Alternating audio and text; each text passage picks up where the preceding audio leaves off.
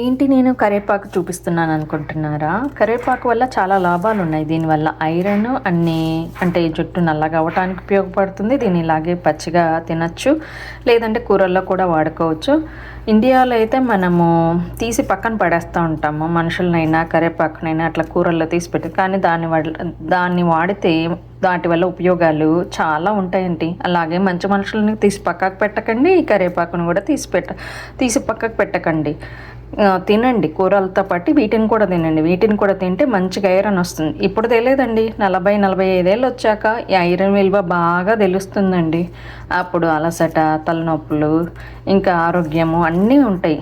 అందుకనే ఈ అమెరికాలో ఈ కరివేపాకు ఇండియాలో అంటే విపరీతంగా దొరుకుతుంది కాబట్టి మనోళ్ళు ఎట్టు పడితే అటు వాడేసి దాన్ని ఎట్టు పడితే అటు పడేస్తూ ఉంటారు. ఈ అమెరికాకు వచ్చిన వీటిని డాలర్స్ పెట్టి కొనాలంటే చాలా బాధగా ఉంటుంది జనాలకి.